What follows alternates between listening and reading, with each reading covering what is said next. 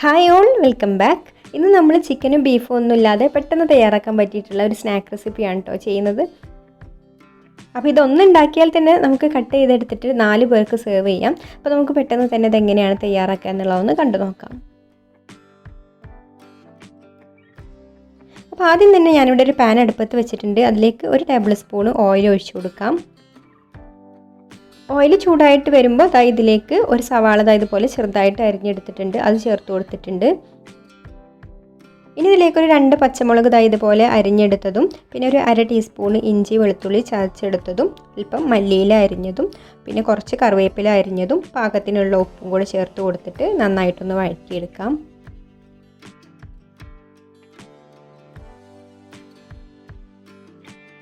ഇപ്പോൾ ഉള്ളിയൊക്കെ ഇവിടെ നന്നായിട്ട് വഴന്ന് വന്നിട്ടുണ്ട്. ഇനി നമുക്കിതിലേക്ക് മസാലകളൊക്കെ ചേർത്ത് കൊടുക്കാം. അപ്പോൾ ആദ്യം 1 ടീസ്പൂണ് ചിക്കൻ മസാല ചേർത്ത് കൊടുക്കുന്നുണ്ട്. പിന്നെ ഇതിലേക്കൊരു 1/4 ടീസ്പൂണ് ഗരം മസാല ചേർത്ത് കൊടുക്കാം. ഇനി ഇതിലേക്കൊരു 1/4 ടീസ്പൂണ് മഞ്ഞൾപ്പൊടിയും ഒരു 1/2 ടീസ്പൂണ് മല്ലിപ്പൊടിയും പിന്നെ എരിവിന് ആവശ്യമായിട്ടുള്ള കുരുമുളക് പൊടിയും കൂടെ ചേർത്ത് കൊടുക്കുന്നുണ്ട്.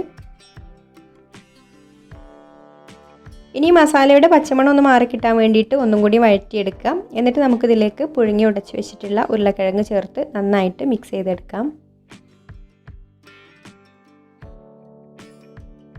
അപ്പോൾ ഇതുപോലെ ഉരുളക്കിഴങ്ങും മസാലയൊക്കെ നന്നായിട്ട് യോജിച്ച് കിട്ടണം. ഇനി നമുക്കിത് ഫ്ലെയിം ഓഫ് ആക്കിയിട്ട് ചൂടാറാനായിട്ട് മാറ്റി വെക്കാം.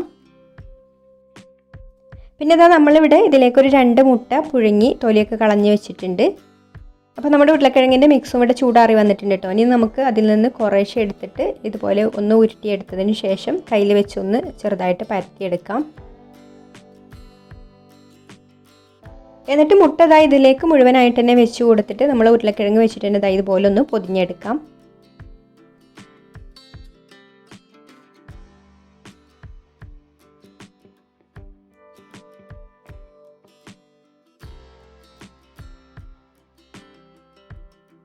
അപ്പോൾ ഞാനിവിടെ ഒരു 2 ബോൾ ഇതുപോലെ ഉണ്ടാക്കിയെടുത്തിട്ടുണ്ട്. ഇനി നമ്മൾ ഇവിടെ ഒരു ബൗളിൽ മുട്ട പൊട്ടിച്ച് വെച്ചിട്ടുണ്ട്, അതൊന്ന് ബീറ്റ് ചെയ്തെടുക്കാം.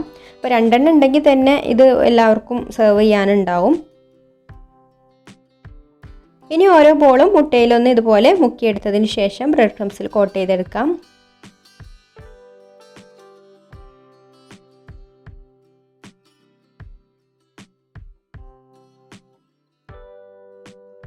ഇനി നമുക്കിത് നല്ല ചൂടായിട്ടുള്ള എണ്ണയിലേക്ക് ഇട്ട് കൊടുത്തിട്ട് പൊരിച്ചെടുക്കാം. അപ്പോൾ എണ്ണയിലേക്ക് ഇട്ട് കൊടുക്കുമ്പോൾ ഇതുപോലെ ഒരു സൈഡിലൂടെ പതുക്കെ ഇട്ട് കൊടുക്കുക കേട്ടോ, അല്ലെങ്കിൽ എണ്ണയൊക്കെ തെറിച്ച് പോവും. അപ്പോൾ ഇടയ്ക്കിടയ്ക്ക് ഇതുപോലെ ഒന്ന് തിരിച്ചു മറിച്ചൊക്കെ ഇട്ട് കൊടുക്കുക കേട്ടോ. അതുപോലെ ഒന്ന് റോൾ ചെയ്തെടുത്താൽ മതി. എന്നാലേ ഉള്ളൂ എല്ലാ ഭാഗവും ഒരുപോലെ കളറായിട്ട് വരുള്ളൂ. എന്നിട്ട് നമുക്ക് ഇതുപോലെ ഒരു കളറായി വരുമ്പോൾ കോരിയെടുക്കാം.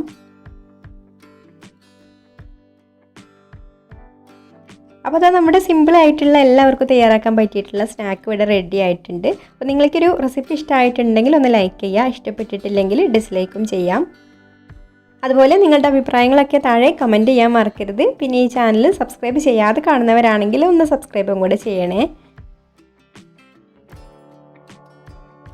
അപ്പോൾ ഇനി മറ്റൊരു നല്ല റെസിപ്പിയുമായിട്ട് അടുത്ത വീഡിയോയിൽ കാണാം. താങ്ക്